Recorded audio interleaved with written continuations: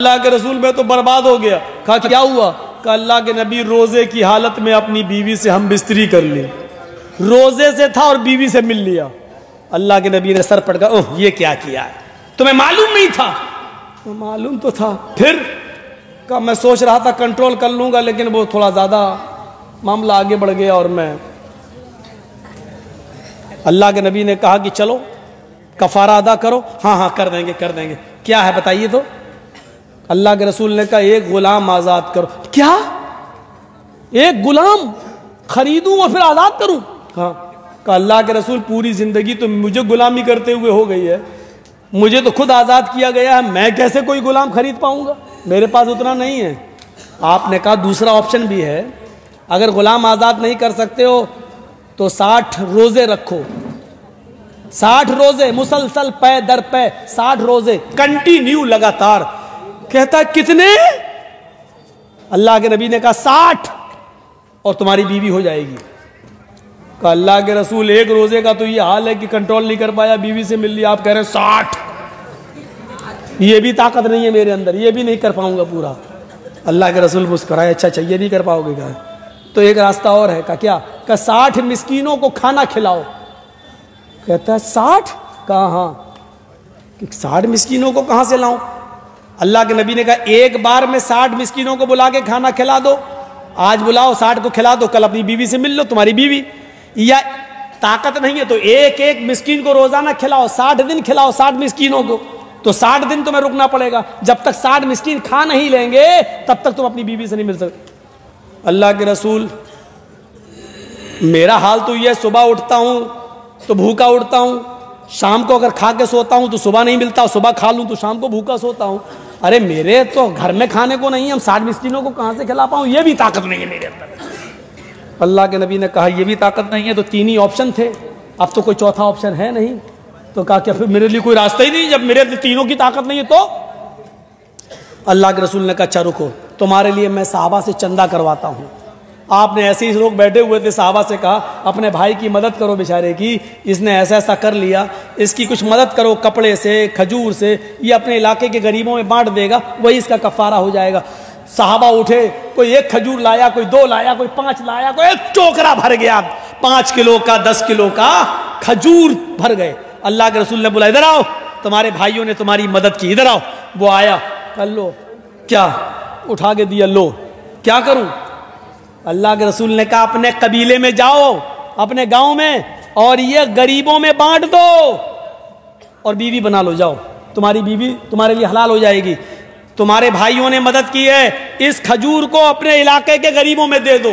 कहने लगा गरीबों में दे दूं? कहा हाँ। कहा अल्लाह के रसूल अल्लाह की कसम मेरे पूरे गांव में मुझसे बड़ा गरीब कोई है ही नहीं, मेरे पूरे कबीले में मुझसे ज्यादा गरीब कोई नहीं। अल्लाह के रसूल भी हंस दिए और साहबा भी हंस दिए, बोले अच्छा तू ही खा ले और अपने बच्चों को खिला दे और जा, तेरी बीवी तेरे लिए हलाल हो गई, जा।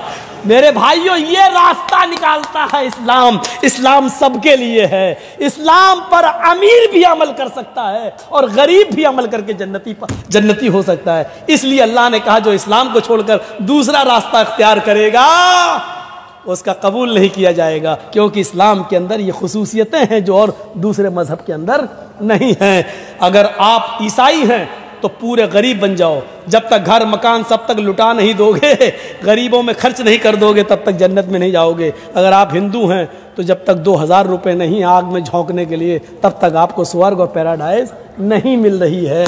किसी में अमीर होना ज़रूरी है, किसी में गरीब। इस्लाम के अंदर आप जिस पोजीशन में हैं आप जन्नती अपने आप को बना सकते हैं। वो तो 5,000 ही रुपये में आते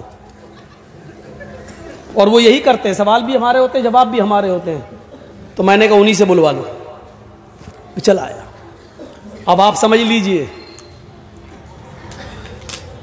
3 दिन से बराबर दे रहा है हिंदुस्तान चैनल पर और इंडिया टीवी पर, आप देख रहे होंगे।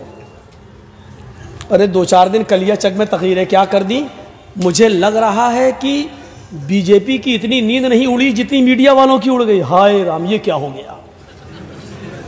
मौलाना जर्जी सबको एक ना कर दे, बार बार उसमें दे रहा है ममता का मौलाना। टीवी पे हेडिंग चला रहा है, दिखा रहा बात, ममता का मौलाना। मैंने नाम तक नहीं लिया, मैंने सिर्फ यह बात कही कि लोगों तुम बहुत समझदार हो, बड़े नुकसान से बचने के लिए छोटा नुकसान अगर करना पड़े तो कर देना। अगर आपके पैर में कैंसर हो गया है और डॉक्टर ने कह दिया पैर कटना है, अगर पैर नहीं कटाओगे तो जान जाएगी, तो आप अपनी जान बचाने के लिए पैर कटाना पड़ रहा है तो पैर कटा लेना, लेकिन जान बचा लेना।